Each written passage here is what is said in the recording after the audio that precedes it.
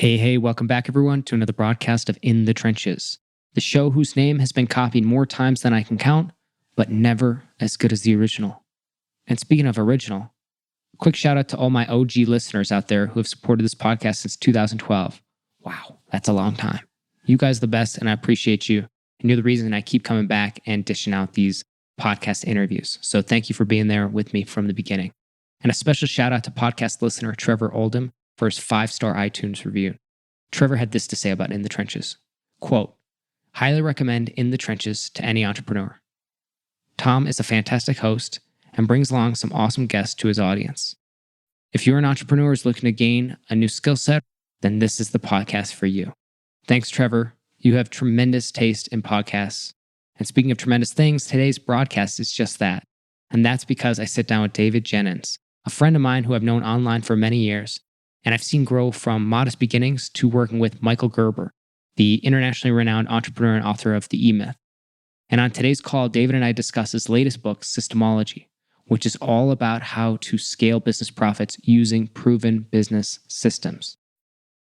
So SYSTEMology is an industry-agnostic methodology, but it's specifically tailored to those of you who are solopreneurs and/or are looking to turn early startup success into a repeatable process that can scale with you. My big takeaway? A business is a series of systems.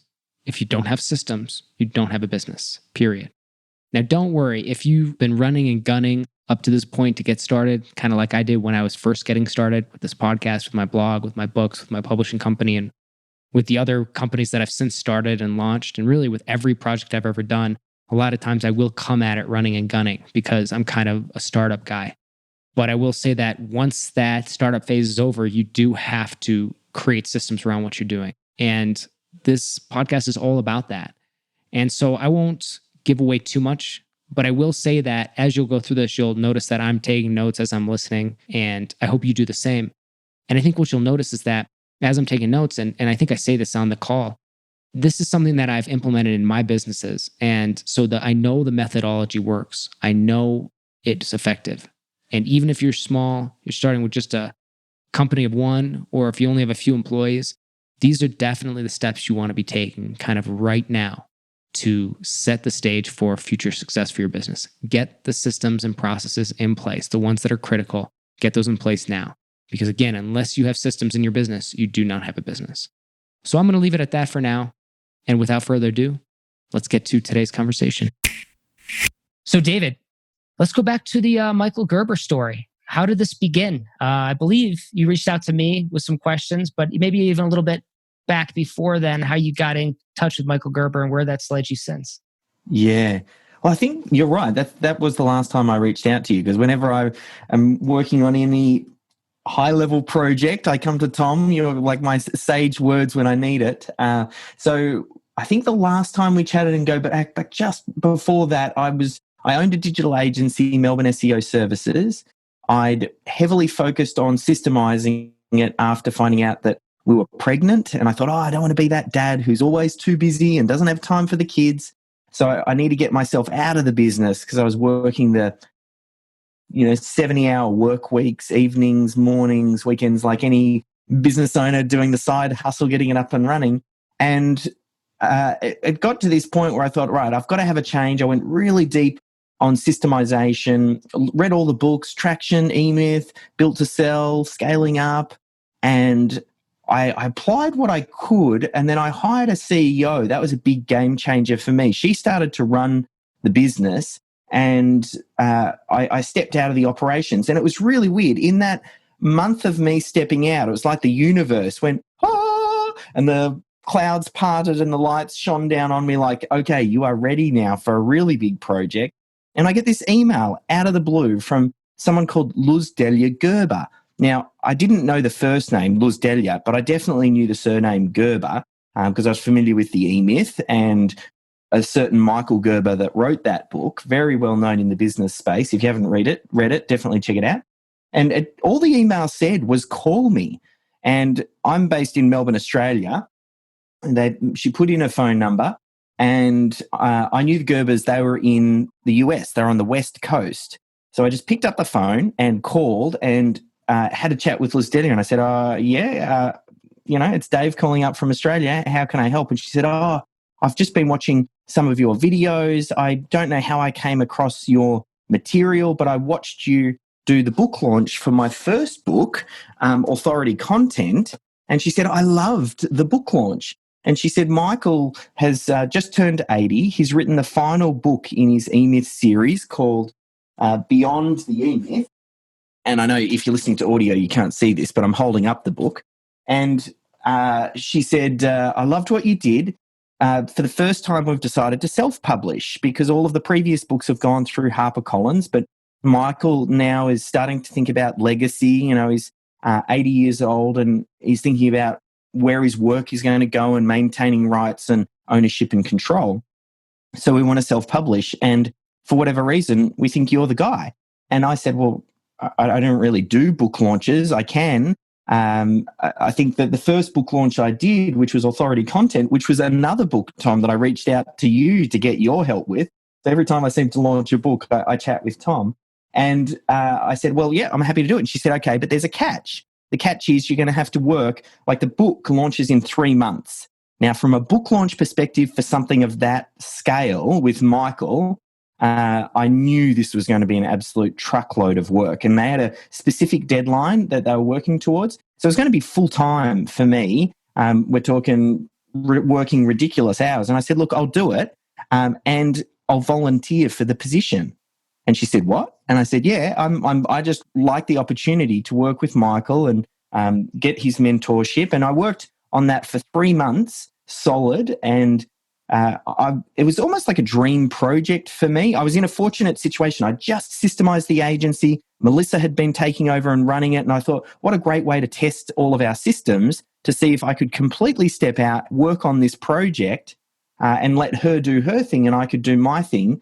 And the Michael Gerber name just opened doors just like that. I just had to mention Michael Gerber and people were falling over themselves to interview him and do write-ups and things like that. I suppose to compress a long story short, the book launched incredibly well. We got an Amazon bestseller in 24 hours in the business category. It kind of went up all the way up the categories to the top. And then for the final thing, he was running an event called the Dreaming Room in Carlsbad, California. And he said, oh, look, I'd like you to come over and attend that event because it was just the right timing with the book launch. So I hopped on a plane and flew over and I had called in a few favors. Tom was definitely one of the people I called in the favors from as I was doing that launch. And I had a few other friends that I had help with various pieces. I actually rented this house on Carlsbad, California from Airbnb. It was one of those Mac Daddy houses hanging off the side of the rock overlooking the ocean. And we all stayed there for the week and attended this Dreaming Room event. And then it got to the end of the event and they asked me to stay on. They had a 2-day mastermind afterwards because Michael wanted to bring the who's who of business together to get them to talk about his future legacy and what he should be doing. They wanted to get Tony Robbins, of all people, to facilitate the group. But at the 11th hour, they couldn't get Tony, and they didn't have a facilitator. So I stuck up my hand and I said, can I facilitate the group? And they said, yeah, okay, why not? So I ended up facilitating this group for the 2 days afterwards. Here we are sitting in Michael's presidential suite in this schwanky hotel in Carlsbad, California. And at the end of it, Luz Delia said, would you like to run the company? And my jaw absolutely dropped to the floor. She just said, we loved what you did. Now, timing-wise, it wasn't right for me. I would have had to have moved to the States, got a young family, my wife, no way she would have left the family here in Australia. So I had to say no. But it was at that moment I was like, wow, the real power of systems kind of presented themselves to me where it's what systems really allow is they create space for the business owner to follow opportunities when they fall in their lap.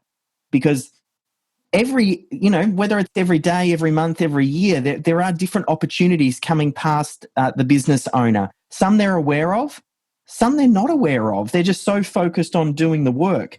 But I suppose the question to ask yourself is if your Oprah came and knocked on your door and said, I would love to work with you, the Oprah of your industry, I would love to give you a dream project. most business owners wouldn't be able to take advantage of that opportunity because they're too busy in the business, and they're like, well, I can't leave the business. The business doesn't work without me. So they would have to turn down, let alone if they might not have even seen the opportunity because they were so focused. And that really sparked a fire in me, like that whole Gerber story, and set me off on just a chain reaction. Like the first domino was knocked over, and it got me investigating a whole bunch of things and led to SYSTEMology and some of the work that I'm doing with System Hub. I learned so many things from working with Michael, and we still work together at the moment. Like I'm coming out with a book, as we know, we'll talk about a bit later, SYSTEMology. But Michael ended up writing the foreword to the book and called it Extraordinary, and is getting behind it. And that would have never happened if I hadn't got to the point where my business was systemized and running without me. There's a few things I'd like to just point out, and maybe they're worth discussing or just pointing out, and then we move on to the next thing. But it's a couple things where it's just like light bulbs for me as I listen. It was like, one is working for free. It's like, I did that. I've done that myself too. I was also particular about who it was. And the whole purpose behind it was that I'd build up experience, track record, and learn from somebody that I thought was like, at the elite level, so to speak. And then because of that, the same thing happened to me in my life. I really feel like it was like it opened all these doors. A lot of things opened up doing that kind of stuff that has since paid dividends. And yet I still see people these days like suggesting to other people that they shouldn't work for free. Listen, I don't think you should work for free, but maybe you should take on a project and maybe put yourself entirely into it. If you have the ability to do it pro bono for the right kind of person, I don't know of a better accelerator, honestly, than something like that, because of the goodwill that it generates too, if done right. I just think to myself, I don't know how you could ever lose that relationship then with Michael Gerber, unless you yourself like wanted to destroy it. Like, you know what I mean? Yeah, you've hit the nail on the head. The more that I've started to realize, and the longest I've realized in business, life is actually quite non-linear. So as much as, and I'm a systems guy, right? So I think step 1, step 2, step 3, step 4, and I do that to prepare and get ready. But non-linear events that you can't explain, you can't plan for, you can't predict. Someone is going to see something that you put out into the world. Someone's going to say something. Someone's going to connect you with the right person. You're going to be in the right place at the right time. You can't orchestrate it, but you can be ready for it. And that's really what it's about. Because there is no way that I could have leapfrogged as many levels as I have just going the linear route. So I think watching for those opportunities and being ready to take them is the quickest way, because it's like snakes and ladders. It's like I landed on the ladder square and I just went up 50 levels rather than going around all the steps. I could have gone around to the steps, and I was going around the steps. I was going to get to the top of the snakes and ladders board. It was just going to take me forever. But now I kind of jumped 50 levels. So interesting, because not to get into it, but yeah, I don't really think time's linear anyway. So I'm just like nodding. I'm like, yeah, I get that, But when I hear it, I'm just like, yeah, it's crazy. It's like the other thought is like, I remember I had Jordan Peterson on the podcast like a year or two ago, and it was like one of his quotes that I always really liked was like, it was something along the lines of like, invisible doors will open. And there's a good way to put it. It was like, when you start doing these things, invisible doors will open. And so it's always stuck with me. And it's like, yeah, I do. I see that all the time, because in my life and the people that I coach or consult with, or just friends, peers, when I see people hustling, do it with the right attitude, the right aim, if the crazy things that befall, like that, just opportunities that present themselves or open up. And they probably wouldn't. What's so interesting about that is I doubt and I know this would get a little too woo-woo if we went into it, but like that email probably wouldn't have come if you hadn't gotten that CEO in place. You know what I mean? I believe there's something to that. Like maybe there's like almost like something cosmic a little bit about it, I have this friend going back many years ago when I was single before I met my wife. I had a girlfriend who was, a friend that was a girl, and she had commented. She said, "Oh, it was weird. It was a little bit woo-woo," because she's like, "How do you sleep in the bed?" Because she knew that I was looking to find someone. And I said, I'm kind of sitting like this in the middle of the bed. And then she said, "Well, you're not really creating space for having another person." Talk about woo-woo. She was kind of like, move over to the edge of the bed to make sure that there's space there for another person. But who knows? It could have been very much on the money. I think you have to create the space for the opportunity and the universe to gift you something. Like you kind of have to allow it to happen. You allow it, but I also think there's something to be said for, in so much as you can earn a thing, to earn it as well. And it's not exactly earning the thing, because that comes into the linear play. It's like, again, that's a lot. Some people are good at that game and can play it and climb up the ladder, even in their day job. And it's like, you can earn it that way or whatever, playing by those rules. But like, even in the way you earned it, it wasn't, again, you didn't know that was the prize, or that was the thing. You didn't know that was what you were going for. But all the efforts that you put in, all the things that you put into, not only did it create that opportunity, but you had all the skills in place to confidently probably take that call and say, yeah, you know what I mean? Like, because you had earned it before it ever got presented to you. And it's almost like that's probably, I think, a little bit of a lesson for people too. Keep earning it, keep working for it. You don't know when it's going to come, but man, the things do come. Yeah. And I would have done what I would have done whether or not that Gerber job had fallen in my lap or not. And similarly, whether or not anything came off the back of the 3 months with Michael, I still would have done it again. Like, I had people who were like, are you crazy? You should be charging him to do this. And for me, I saw it as an opportunity. I didn't know the doors that it was going to open afterwards, but I thought, I'm just going to do it anyway, because I think it's the right thing to do. I think I'm going to learn a lot. And I think who knows where it's going to go. Yeah. I mean, it's awesome. Great story. It's like, again, take it or leave it for those who are listening. I'm not suggesting, I know you aren't either, but I know I brought that up. I wanted to zoom in on it because I can see how that can be perceived as crazy. I get it. I'm like, I wanted to point it out because I think it's cool that you understood that. You're not naive. You had just built a business. You had just optimized it to the point where you could kind of hand it off. You understand what your worth and what your work is worth, so to speak. You're not naive or ignorant to any of this, and yet you made that choice. I think that's a conscious decision. I think that's worth highlighting. I thought that was fascinating. So you did it. Success. They actually offered you the position to run the company. Wild. But you've gone and you've built this thing called System Hub. And I know you have now published this book, SYSTEMology. And I can only imagine that you've learned a lot of things from Michael that have made it into this. But maybe you can break down, maybe we'll get to the software in a bit, maybe break down the book, the premise of the book. And then I'd like to kind of go into that. Like, what is this and how do we apply it to our businesses? Yeah, there's definitely, and I want to touch on one key lesson that I did learn from Michael, which has been a little bit of a game changer. I'll get that out now while it's still fresh, which is this idea that you wouldn't expect it. It's almost like the dirty little secret of Michael Gerber. And Michael's listening to this, it's said with love. He's not actually a systems person, as in he doesn't like creating detailed systems and processes, yet he understands the value of it. And it gave me this light bulb moment that most business owners, startup, they are like that. They are not systems thinkers. That's why it becomes such a blind spot for them, because they're picture people. They see some problem out there in the world. They decide that they want to go out and solve that problem, and then they get going and they hustle, and to get something off the ground, you have to jump quickly and move quickly. There's no time to create systems and processes and figure things out. And then for that, they even build the business up to a certain level of success. They might get some team members around them, but they start to train their staff that whenever you've got a problem, you go to John because John knows how to solve the problem, the business owner, and they then reinforce this behavior for the staff to always go back to them. They're the knight in the shining armor. And then it traps them further and further in the business because everything depends on them. Clients depend on them, staff depend on them.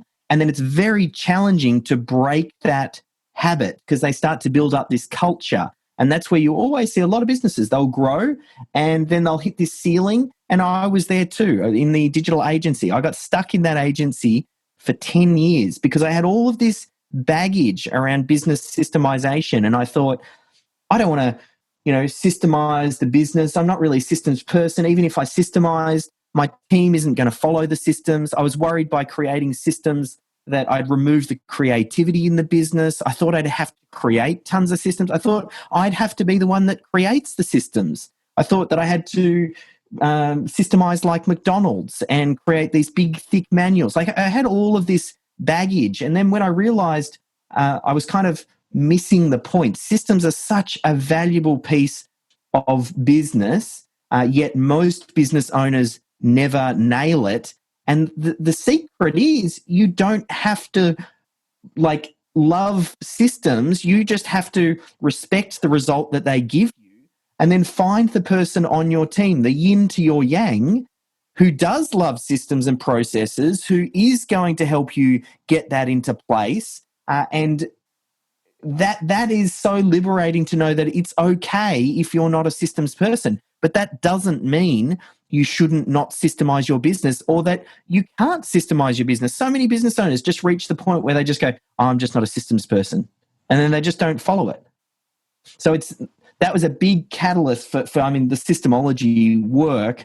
And it's here to bust a bunch of those different myths. Like, I want to make it okay for business owners to say, it's okay that you haven't systemized till now, but there is a process. It doesn't have to be you. It's not time consuming. We're not going to try and systemize you using Six Sigma, which was designed for 100-person companies, manufacturing. That just doesn't work for small business. Small business is different. You have to 80-20 it. Find the 20% of the systems that move the 80% of the needle. That's the aim of the game. So systemology, it's create time, reduce errors, and scale your profits with proven business systems. So let's get into this. There's a couple questions I have. One is on the systems themselves. How do we even approach that subject? Is there a starting point? And do you have a process for we'll say evaluating business and understanding where the systems need to be put in place? Because when I think about my own, I'm we have support, we have tech, we have copy, and and every business has their own thing. If it's client-based, it's, the whole slew of things. And the second question I want to get at, we'll obviously start with the first one, is how then do we hire for that? Because let's say I am the big picture guy and I don't want to be implementing these systems, even though I see the value in them. How do I get somebody to come and do that? So let's start with the first one, though. Let's talk systems first. Yeah.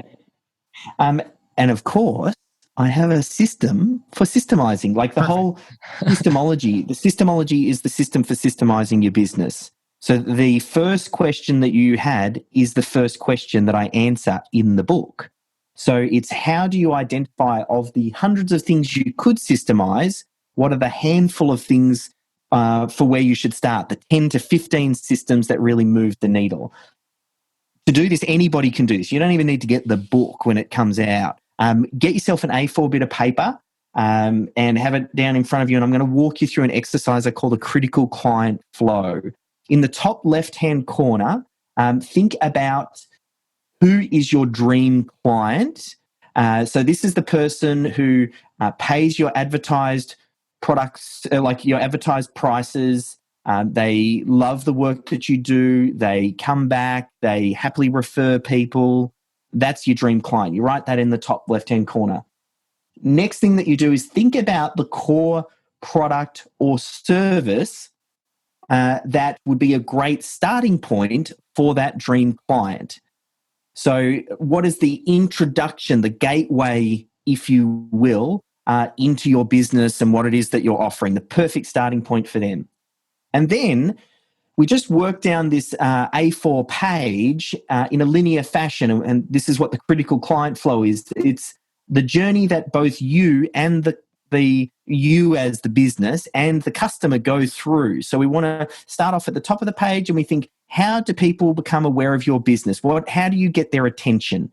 And you might list out SEO and AdWords, or appearing on podcasts, or running newspaper magazines.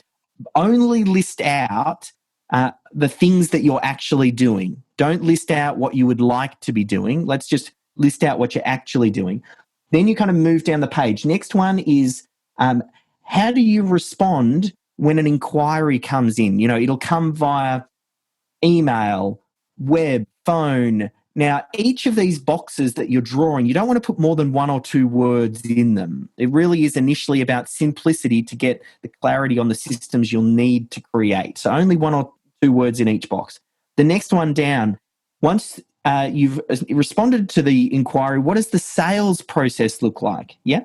Can I pause you right there real quick with the, how do you respond to, because I'm going through this live, by the way, everybody listening, so you should too. When you go through the, how do you respond to the inquiry, what are some examples of what that could be? And does this apply to different sorts of businesses, or does this only apply to specific? So it'll apply to any business. Every business I've worked with always has some critical client flow, but you may need to make modifications, particularly when we get down to either, you'll see in a moment, delivery or the sales process. It's going to be different from an e-commerce business where you're hitting add to cart versus a service-based business where you might have a sales process and sending out a proposal. But there's still a critical client flow in both businesses. As far as And does this work for multi-sided marketplaces too? For such as like, okay, so I'm thinking to myself, if I have the customer on one hand who buys, so something like Etsy. Yep. So the producer and then the customer, and is this kind of, can it be applied to that too? It'll work for any business. You'd have to start off with, because you've got in a marketplace two sides to the equation. Yep. So you'd have to start with one side first. Yep. So you would look for what is the bottleneck in the business. Is it, hey, I need to get people on which side of the marketplace? Where are you going to struggle the most? And then in answer to the other question, which is, it's really just about, we're not looking to describe how it's done at this point in time. It's just identification. So when it comes to responding to the inquiry, you might literally just write web, email, phone, or whatever it is. You can just put a couple of words in the box. You don't need to go beyond that. How would you respond to an inquiry that has come from one of those lead generation methods above? Got it. Okay.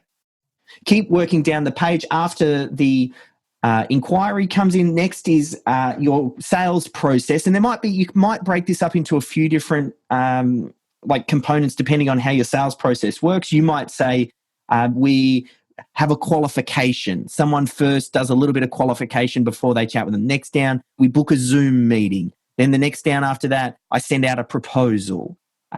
Whatever that journey looks like, and you might go, and then we follow them up. So you just think, again, each box is one step in this critical client flow. Then the next box underneath that is thinking, when someone is ready to go and they say, I'm happy to buy, what happens next? It's usually money. So do you invoice half up front and half on completion? Do you take all payment? How does that work? If there's payment, you just reference it there. The next one under that is how do you onboard the client? Once they've said, yes, we're right to go, is there a survey they fill out? Do you enter them into your project management platform, whatever that might be? And then you move down, next one, to the delivery, which is the actual doing of the work. Now, that's usually, just think high level for now, because that will be the most complex typically of all of these. But we're not looking at explaining them. This is really just bullet points at this point in time. And then under delivery, the last one is handover, or getting them to repeat and come back. So what we've just done on that one page is identified the way that the business can make money for the dream client for the primary product or service. So we have to start somewhere in systemization. Now, if you can systemize the critical client flow to the point where it works without the business owner or any person dependency, you've just created a scalable money machine. Now, there are exceptions to the rule. Like you said, maybe for a marketplace, you might have to do 2 critical client flows because you've got 2 sides and one doesn't work without the other. But that would be more the exception rather than rule. Most people can define their business on one page. Now, that one page will become our roadmap for the systems that we create. We can narrow in further depending on the problems that you're having in the business. So I say every problem in business relates back to systems. So if you tell me I don't have enough leads, well, you probably don't have enough, attention-grabbing systems. If you say I can't convert, the leads that I'm getting, well, you maybe have a sales problem. If you say I have customers who are following me up every second day saying, where's the project? And they're always on the phone and they're frustrating. I'll say, look, you probably don't have a very good onboarding system that sets the expectation, lets the client know the timeline, and gives them structure around how they communicate with you. If you're like, hey, projects keep blowing out and, they go beyond scope and then they end up costing me an arm and a leg, well, I can say, I bet your delivery system's pretty rubbish. So it's a matter of you do the critical client flow first, and then listen to your business and think about the problems that you've got. And then within the critical client flow, navigate into those. Just focus on, as we go through the systemology process, we need to get this down first before we think about all the other systems you could create. Yes, you might need recruitment systems. Yes, you might need systems that handle your payroll. Yes, you might need systems for management. Like there's tons of things in business you could systemize. But if you just focus on the critical client flow, what ends up happening is you get enough momentum where you get a positive result. And then you go, oh, this systems thing works. And I can actually see the positive impact on my business. Because where some people get stuck is they start the journey, they do a little bit of it, they don't see an immediate result, and then they don't follow all the way through. And then they say, oh, I'm not a systems person. So that's step one. In systemology, we call it define, and it uses the critical client flow to do it. Okay, awesome. So I think this is all pretty straightforward because I've been going through with it. So I don't need to expand. I don't think on any of that stuff because I think it's pretty straightforward. And I like that you clarified in the double-sided marketplace. That makes sense because I think to myself obviously with what I'm doing, there's two pieces of the puzzle. So it's interesting. I can see how I can break that down in the systems I do have in place for both, kind of on the customer side, and then the producer side, in that Etsy style marketplace, for instance. Okay, so once you define all that, what happens next? Step number 2, which would be assign. So this comes back to the idea that we want to take the business owner out of the equation as much as possible. And it also speaks to when is the right time to systemize. If you are still a solo operator and it's just you and you don't really have a team around you, you haven't got product to market fit, you haven't got traction, you haven't got feedback from clients or repeat business, then it's too early for you to systemize because you've got to first figure out all of your product to market fit. There's no point in trying to create systems if you haven't yet figured out who your target audience is and the core product and service that you can sell them that solves an actual problem that they have, that they want to pay for. And not only that, you've got to get the traction to figure out what's working. Because when we come to the assign stage, once you've got probably, maybe 3 staff and up, and it's not even necessarily full-time, it could be part-time, it could be contractors, you need to have at least a few people that you're working with on a regular basis to service that dream client. If you've got that in place, then what we start to think of is who on the team has the knowledge for how to do some of the steps or all of the steps outlined in the critical client flow. Where possible, we want to make sure it's not the business owner as much as possible. Because the way that I think about it, if we can, sometimes in some businesses, you might have a sales guy who sells better than anyone else. And if we can just model what he's doing and get everybody up to that standard, that's a sufficient win. So rather than trying to re-engineer something right from the ground up or make it just right or just perfect, we first capture what it is that you're already doing. That's why I said in the critical client flow, we're not looking at adding in things you would like to be doing. Let's just first figure out, what is the best we're doing in the business, doing that piece, who's doing it? If it's answering the inbound inquiry, maybe it's the receptionist, we get them to capture what are they doing. So, and at least we move everything up to there. So we can start to, at times, take the business owner out of the process. So assign is about also having some insight that systemization is a 2-person job. There's the person with the knowledge, and then there's the person who does the documentation. And we talk a bit more about that in the next stage, in the extraction phase. But the fact is, as a business owner, you're busy. And even your best team members are busy. So we want to make the process as easy as possible. Not only that, not everybody is a systems person. And most people don't get excited by the idea of documenting their processes. And if you say to them, hey, can you document your process? They'll go, yeah, okay, I'll put it on the to-do list. But everything is more important than creating a system. So they'll never get to it. So one of the keys as we move into the next step is making the process as easy as possible, not only for the business owner, but for the team as well. So that second stage, is identify where the knowledge is. We put it on a spreadsheet. We list out everything we covered in the critical client flow. We assign a person next to it.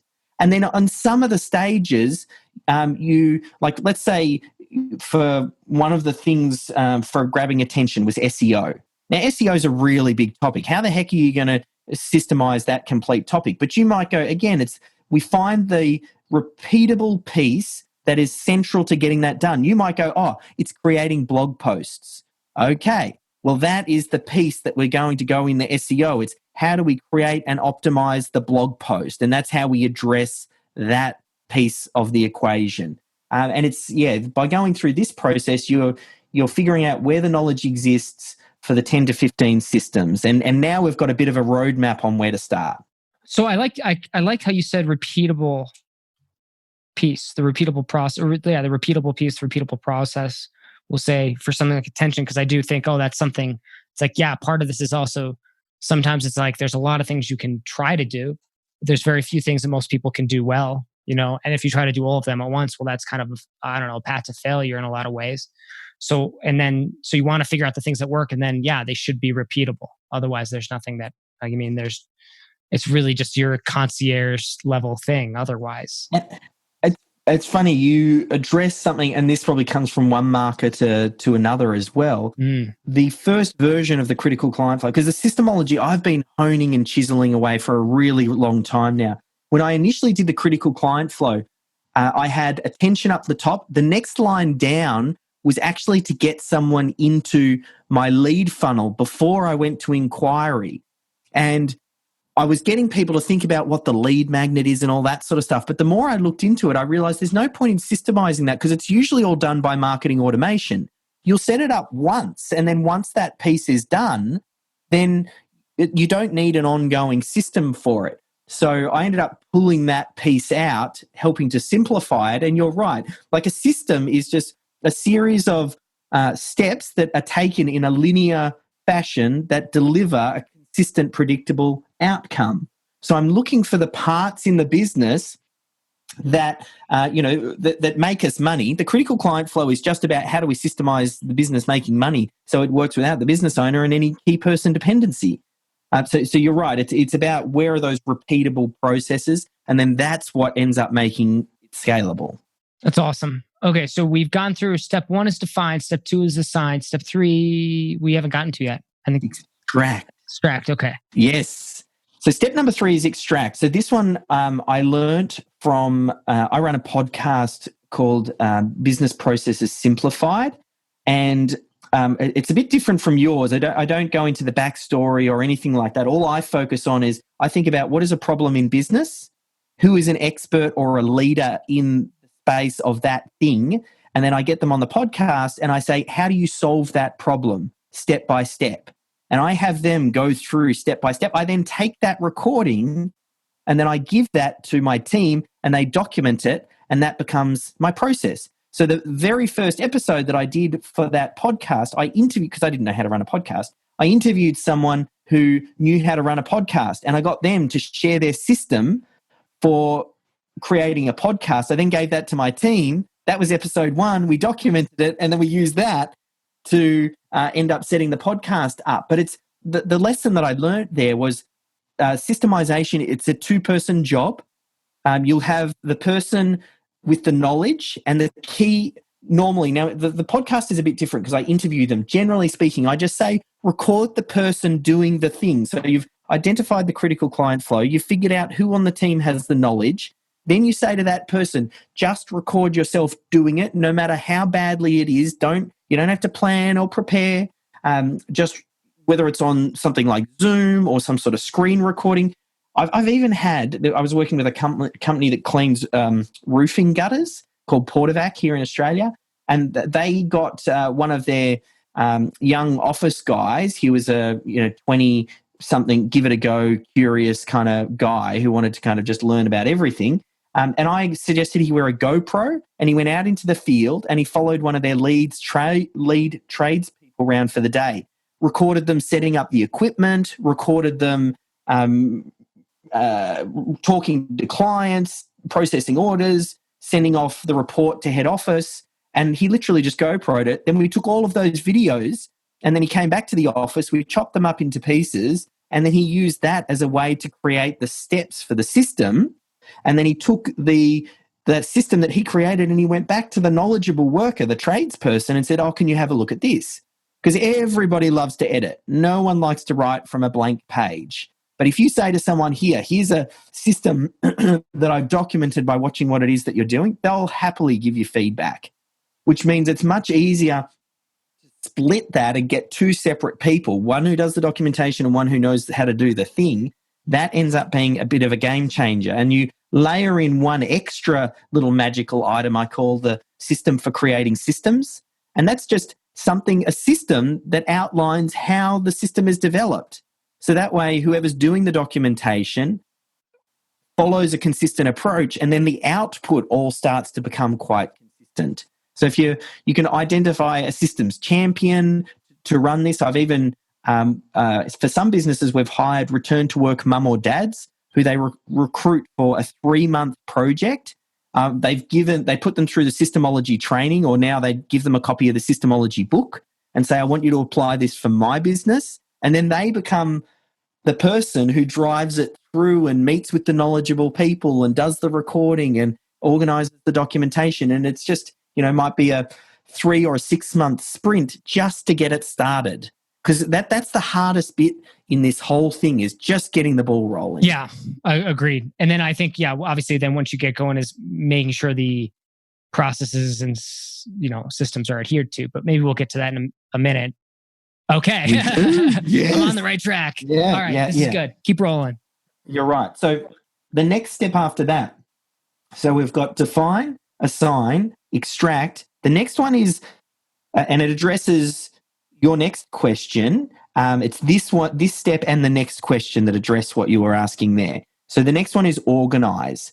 So now we need to take the knowledge and it needs to be in a place that's accessible and easy and something that everybody can get involved in, which means Dropbox doesn't count. You can't put all of your systems in Word documents scattered across different folders using different formats, and some are stored on some people's local computer and some are stored, in Google Drive, and they're all over the place. They've got to be one location.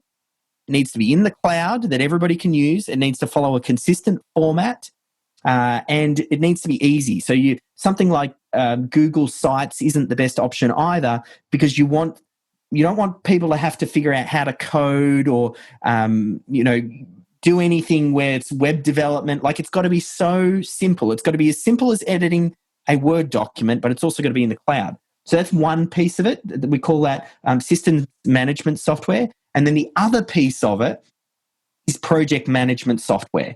So if systems management software handles the if systems management software handles the how to, project management is who does what by when. Now, the magic happens when you put the two together. What you want to be doing is you want to assign tasks in your project management platform, and you might set up templates and things like that. When you have a task, though, you link to the how-to system that explains how that task is done that you're assigning to the person. Because then what that does is that tells them there is a way of doing things here. And by you ticking this off and saying that it's complete, you're effectively saying you've followed the process. Now, if they don't follow the process, all you're doing at this step 2 is creating the accountability. You're not enforcing. And the next step is more the enforcing. And that's why I said, but first we have to organize. But before I move to that next one, does that make sense? Makes a lot of sense. I mean, it's funny. I mean, I think I've intuitively kind of been going down this path with a lot of these things. And where I ran into something was, so we have our project management tool. I too have some sort of systems management thing. We'll say at least I have a master's SOP doc. But then what I also have is a playbook or playbooks for specific things. And that's where I'm trying to figure out where the sweet spot is, because some things we do again, and it's a repeatable process. So there's the SOP, but then if you zoom in on a specific task, there's maybe a repeatable process or subsystem, you could say. And that's kind of the playbook. If I'm putting up a new sales page for a new offer, we'll have a playbook for that, a playbook, for these different things where it's so I'm right. I'm cruising with this. And I hope as people are listening, this makes a lot of sense, because I don't have any clarifying questions at this point at all. I'm just kind of nodding along. I'm yep, keep rocking and rolling. Yeah. Well, in the book Systemology, I right up front, I also speak to definitions around what a system is. And I alluded to it a little bit earlier because you're right. People say playbooks, SOPs, standard operating procedures, processes, workflows. Like there's 100 names, and that in itself is a problem because each one of those, there are definitions and there are differences in each. To simplify, I just call it all systems. Anything that is a linear journey that when followed will create that consistent outcome. Yes. Now that can work on the smallest piece. So that might be a very detailed how-to document on how to issue an invoice out of MYOB, but it also works at a high level, which might be overviewing a process and high level. Now, you can actually link these overview systems and detailed systems together, where you might have an overview system that then one of the bullets says, great, at this step, issue an invoice to the client, and here is the link to that system. So you kind of start to mesh the two together. And you're right, I create these overview systems. So let's say we used to do it in the digital agency, where we'd create an overview system that would sit at the top level of the project for the client, because what that does is that's what your account manager might look at. And that's how they oversee everything. But then they're assigning all of the subtasks underneath that to the individuals. And the detailed how-tos would live underneath those. So you're assigning out the detailed how-to, but you have the high level for the project manager who keeps an eye on the whole thing. And that's probably where you could start to place some of these, playbooks and things like that. And I would say, this stuff also works for people who are solopreneurs as you start to document your stuff. Even like, I know this is optimal for sure when you get to assign, but I was just thinking about some of the stuff you absolutely can start doing even as a solopreneur. Because you just become the person who's also the knowledge and the doer and the recorder. It's a little bit more tedious, but it's one of those things that I was doing a lot in the beginning too. When pretty much anytime I'd find something that worked, I'd be like, okay, the next time I do it, I'm just going to document how I do it. And then boom, I got my, SOP as I go for my first iteration. I'll keep iterating. And to this day, that's actually how we continue to improve our systems. And like, okay, for this next launch, we have our baseline, but what we're going to do is we're going to go through it, kind of implement it as best we can, then go back and make sure our last SOP is like up to date. So we kind of go through like an iterative process. It's a living, breathing thing, the way I've experienced it. But anyway, this is spot on. So keep rocking and rolling. And I think you hit the nail on the head there. Yeah. And I want to make sure it's really clear for the solo entrepreneur when they hear this. So you can get Systemology and you can read it, and it'll teach you how to grow into this and get it right from day one. But my biggest bit of caution for you, for the solo entrepreneur, is don't go hog wild on the documentation. All you want to do is very basic bullet points. You're really just looking for almost like a workflow. That's the piece you want to get. But sometimes I see people, they just distract themselves with busy work. They feel like, oh yeah, I've got to get these systems down because they're important. But they're not important for you right now. You've got to get out there and make money. You've got to figure out a basic way to do things, but you've got to find product to market fit and get people through the door. So that's probably my biggest caution. 100%. I mean, it's easy to get sucked into that if you are a systems person, for sure. But yeah, it's like, but I also think, and it hits on that point, you kind of already said this though, which is like, don't create a system for something that doesn't need a system either. Like, I only do this when I'm like, okay, this is something I've done now multiple times. Usually when I was like a solopreneur doing this stuff, I'm like, okay, now I think I have like a good feel for how this should be done. And I've already had a track record of success, just kind of like winging it. And then I document it. So I like to wing things a few times and then I document.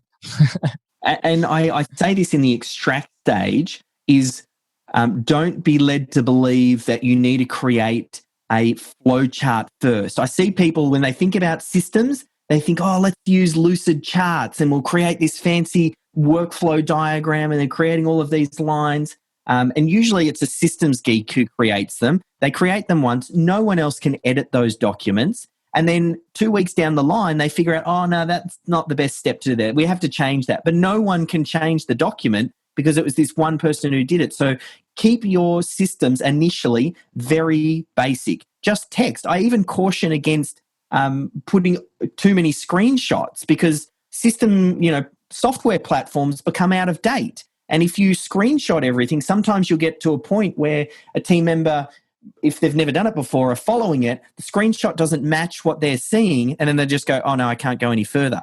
Whereas if you've recorded a video and they can see them navigate, even if the interface changes, they've got better context on what you're trying to do, roughly where you're looking, and it makes it much easier to make that jump. So I always say flowcharts and screenshots, they come last. And it's once your systems have matured significantly to the point where you go, great, now they're not really changing.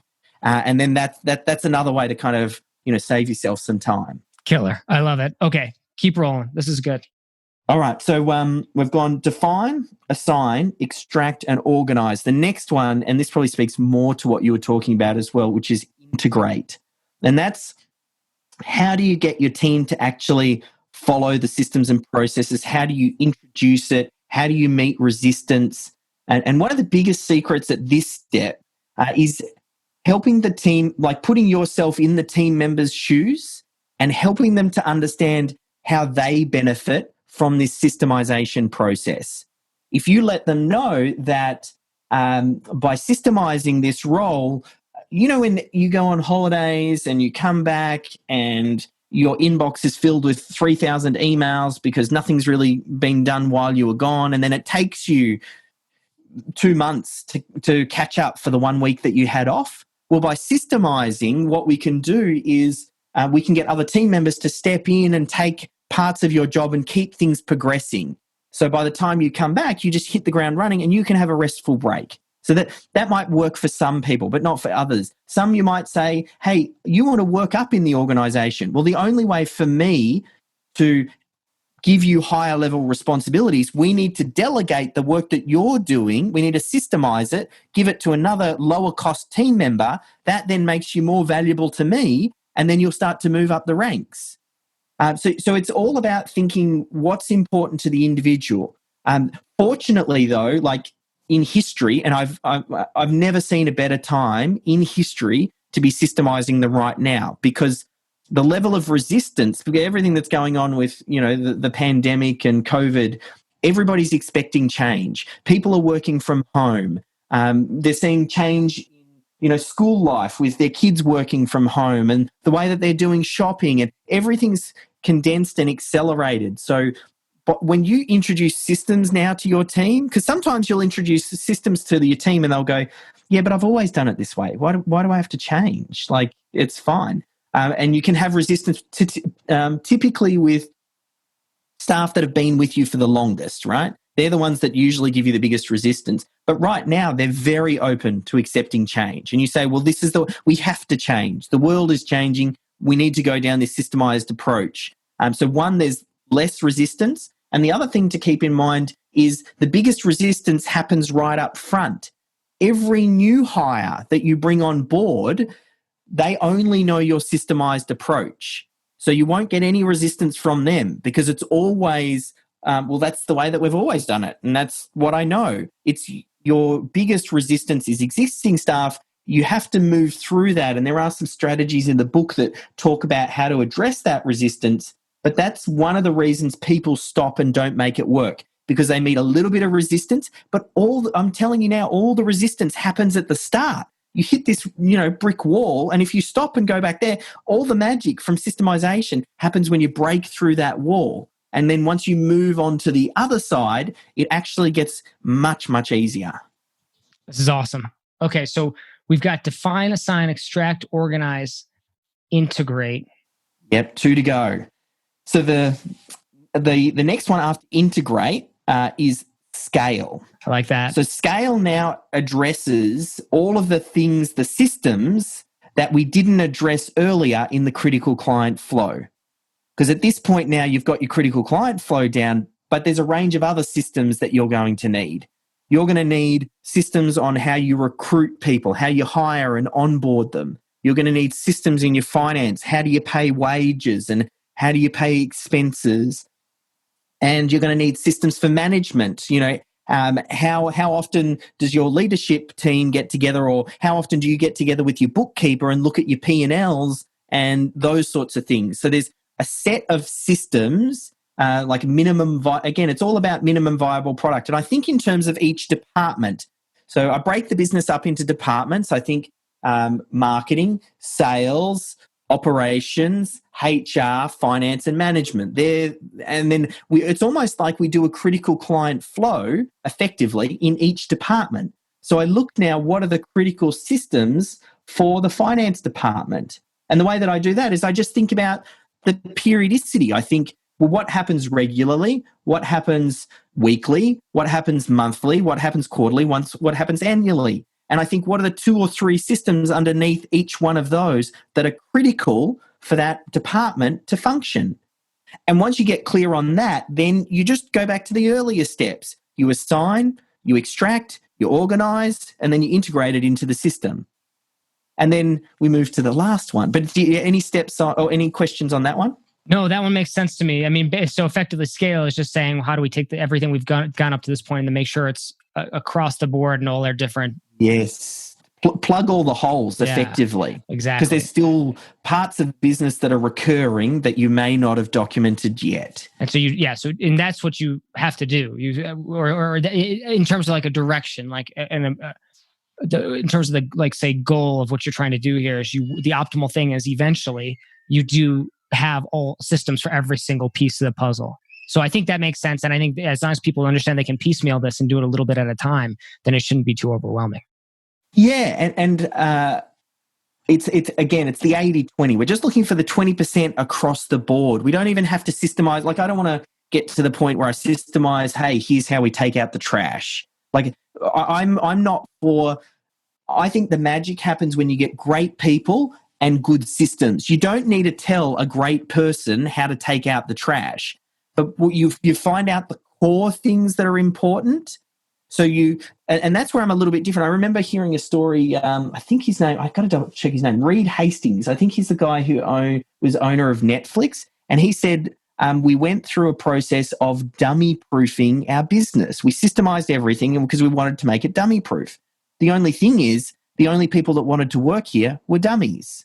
And that's when he had this realization that I've over-optimized here, and there is a sweet spot. I don't want to remove the human element here. I don't want to get it to a point where we're, a robot machine. I still want great people. I want them to think. I just want to give them a framework, a structure for the core pieces that have to happen to a very high level. And not only that, A players love to know how to win. If they join a company and you say, here are the handful of systems that you need to nail, here are the steps that you need to follow to nail it to the standard that I want, they like that because you're telling them how to win at the game. So the big piece of that number 6, the scale part, is solving that problem. Perfect. Okay, awesome.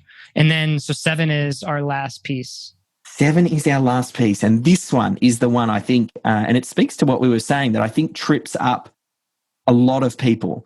The final stage is optimize, and people try and optimize too early. I say just capture what you're doing first. Get everybody up to a standard. Then we get a baseline in place. We can put some dashboards in. We see how things are operating, and your numbers mean something because everybody's doing things to a consistent manner, which makes it infinitely easier to spot the problems and then narrow in on the parts of the business that aren't working. And that's usually where you loop in the expert. I say get systemology in place first, then you might identify, wow, I do have a problem with my sales. Well, go out and seek the sales expert who can then help you re-engineer and optimize just that piece or wherever you're having problems. Now, I always say to people, the myth at this stage, because each of these chapters have a myth that I address. So the myth at this stage is don't try and systemize like McDonald's. Because whenever anybody thinks about systemization, the first company that comes to mind, they are the poster child. Everybody goes McDonald's.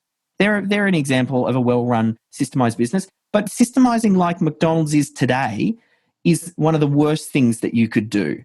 And it'll actually do more harm than good. It would be like trying to compete in the Olympics. You're going head-to-head with someone who's trained their whole life. They're a lean, mean, systemized machine. And here you are, or at least when I got started, I was this flabby couch potato and I was going to try and go head to head with McDonald's. No, what you want to do is you systemize like McDonald's did 60 years ago. And where did they get started? Well, watch, a little bit of homework for you. Watch The Founder, that movie, and see them right at the start. They were trying to figure out where to put the tables and where they should put the mixer and where are they going to put the fry. Like that speaks to that thing we were saying earlier. Keep your systems light at the start because you're just still moving things around. You're trying to solidify things. And at this stage, what you're looking for is a shift in your company, and what you're looking for is a change in the culture. You want people to think in terms of systems. They start to look for the systems solution. We do all of this earlier stuff. It's part of the indoctrination. It's part of getting all buy-in from your staff, taking them on the journey, making it easy for them, making them see the benefit. And then what we want to get to is the point where now we all have a way and approach for operating the business. We look for problems, we think of system solutions, and then that sets you on the journey. And who knows, maybe in 60 years your business will turn into McDonald's. But we start where we are now. So we're coming up to time here, but I wanted to ask maybe one question, follow-up question, and wrap it up here. But it'll take as long as you want on this one, because this might be a big question, might be multi-sided a little bit. I'm kind of curious because I think this is all great. I think it's all super straightforward too in terms of how you laid it out. So listen to this podcast, guys. Listen to it again. Write it all down, because even just what you gave us, I'm like, somebody could start doing this right now. Get the book. It's all written down in the book. And the book's so much easier too. Just get the book. Yeah. And I've got the audio book. There we go. So if you're a listener, because I know you're listening to the podcast I'm a big listener. I did it on Audible. That. Awesome. I even got Michael Gerber to read there's a few Easter eggs in that audio book that I've put in that aren't in the book either. That's cool. So pick up the book anyway. I mean, I'm just saying that also just with this outline, I'm like, you could start doing this. This is this makes a lot of sense, but use the book. So I think this covers it. I'm kind of curious though. You did sell a business after you had systematized it, or will implemented systemology. And I know you might not have the info on this yet, but I'm just kind of curious, does something like this raise the value of a company when you're going to sell it or make the sale easier? 100%. Okay. And I've got documented case study. One of them's in the book, actually. There's a company called Diggy Doggy Daycare that went through the systemology process. She'd worked in the business. It's a doggy daycare center. One of those places where you go off to work and you take your pooch and you leave it there, and they'll wash them and comb them, and you can watch them on the webcam on your phone while you're at work. So she'd been in this business, built it up, took her about 10 years. And then towards the end, she started to slow down and she kind of lost a little bit of the passion, decided that she wanted to exit. She had a bit of a financial background. So she knew that an acquirer, someone who buys the business, looks for two things. They look for financial performance and they look for systems, because what they want to do is they want to de-risk the purchase. They don't want to buy a business and then find that as soon as the business owner leaves or key team members leaves, the whole thing just crashes. So the best way to de-risk that situation is to fully document what's happening. So I worked with her over a 2-year process. She also worked with an exit planner as well, who helped prepare a lot of the financial side of things. And then she ended up selling it was here in Australia, to a national company who bought the business, and they cited 2 reasons. They said, financial performance is great, but more importantly, you've documented it, and we see your store as the franchise prototype. We want to roll this out nationwide across Australia. And they had bought it with that reason. And the way that I actually found out, it was funny because we have this platform, System Hub, where people store their systems and their processes. She unsubscribed, and I knew that she was using the platform because she had about 15 staff. They were logging in regularly. They had loads of systems in there, and then she unsubscribed. So I outreached to her and I said, why did you unsubscribe? She said, we love the platform, and we just sold the business. And the company that bought it, because there's this big national company, they have their own custom platform that they'd built internally. So they just downloaded all of the systems out of System Hub, and then they uploaded it into their platform and unsubscribed. Now, that is probably one of the first times I've really done a happy dance for someone actually unsubscribing from the platform, because that is the whole purpose. We want to build the value to the point where it works without the business owner, to the point where someone else would want to buy it, and there's the real value in there. So when the exit planner saw what I was doing, she's got really excited, because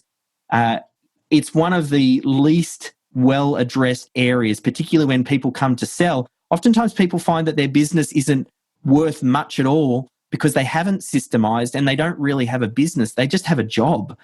And they think they've built up this thing that would be saleable, but other than just the fixed assets, like, some of them with the bricks and mortar, that's their value. They don't actually have a business. So she's kind of saying to me, hey, you really need to lean into the exit planning stuff, because this is a huge problem. I love it, man. Well, on that note, people should also check out System Hub, but SYSTEMology, the book, is a good place to start. I'm sure they'll learn about the software too, see if it's right for them, especially if they have a growing team. I think that sounds excellent. Maybe I'd love to have you get back on the podcast again. Maybe in the near future, we could talk a little bit more about that. Because I think this is an interesting subject, and it's kind of right where my mind's at in terms of like setting up the systems to scale and grow and get it optimized. Not that I'm looking to sell, but I'm like, well, it wouldn't be bad if I had the opportunity and just had it set up too. And to be clear, it's not, you want to build the business as though it was saleable, whether or not you sell or not. Because then this speaks all back to what we said right at the start. That creates optionality. You get more options if you have a systemized business. Melbourne SEO, I didn't plan to sell that business. After we systemized it, Melissa had been running that profitably for 3 years without my intervention. Every quarter, I would get a profit distribution as the owner. I would only have to meet with her once a month to talk the direction. The plan was to sit on that company and just have it as the side business. But she had some family things that had popped on. Her family's in the States. She flew back to the States. For whatever reason, she had to resign from the position when she got back and move back to the States. So here I was, my CEO had resigned, and I'm like, oh, do I really want to jump back into this business? Even if I had to re-recruit for that position, I'm going to have to train them up. There's no getting around that and getting them up to speed as quickly as possible. So what I had was an option to sell. And I ended up, within 2 months, I'd found a buyer, and we did I got 3.5 times earnings, which in the agency space is quite good. And I got it just like that. And one of the primary things that the guy cited was, it's a systemized business. It hasn't been working without you. I'm happy to make a move on it. And that is an option that I got, because you never know what the world is going to throw at you. So even if, systemizing is good, whether or not you sell or not, you might not want to sell, but systemizing at least gives you options, and there's a lot of benefits that come from it. And I'll say this personally from my experience, when I started to do it when I started to create systems where the things were really repeatable and there was real impact and real results from it, it kind of feels like a cheat code a little bit. Like, am I getting away with something here? Like, because it feels like I have to do so much less work, when I was like, no, I think the reason I was working so much before is because I didn't have this stuff in place. I'm gotten better, more experienced, all that, but also the systems, and so then all of a sudden it's like, you almost feel like I don't know, sometimes I feel almost lazier because of it, but I know I'm not. But it's like, I'm like, well, now I can go focus on other things. I can go do other things, because it's all that extra time that would go into reproducing the same thing from scratch over and over again, versus systematizing and going through this process of assigning and improving and modifying as you go, et cetera, et cetera. So it's interesting. It is kind of like a hack in life, for sure. And you get to choose what you do with that extra time. I think, and it depends on where you're at in the stage of the journey. Like, I know some people, when we've helped systemize them, they don't work less hours. They work just as much. They're just working on higher quality, bigger problems, and it's kind of like they level up. But I've also seen other people who've systemized and scaled right back, and they then start working a lot less and start to get balance. I feel like I'm both. I feel like I work less than I used to, but I work on higher value activities. Yeah. So it's like it's the best of both worlds in a way. And you get a choice. Yeah. Most business owners don't have the choice. They're trapped in the day-to-day. They're doing the 9 to 5. They are beholden to the client. They are solving every problem. All of the staff come to them. They are the chief problem solver. And they don't get the choice. So if they want to take a holiday, they take their laptop with them, and they end up doing work even while they're on holiday. It's not a holiday. And that's I think what we're trying to do here is to at least give the business owner the choice. Yeah. I mean, and that's, the time, I mean, I think this is one of the first Christmases this year where I just didn't do any work over the whole, and that's like after 5 years. I was saying to myself, like, how many years, like, I would just work through every holiday there was. And and I liked it, and I knew what it was for, but it's interesting to be able to take a step back once you start to get things organized around you. So I can't encourage people enough to go pick up the book, implement this. I can attest that what you just broke down, how you do it, it's right up my alley. It's exactly how I've been doing it with my business. Check it out. Go pick up Systemology on Amazon, probably wherever books are sold, but Amazon's an easy one.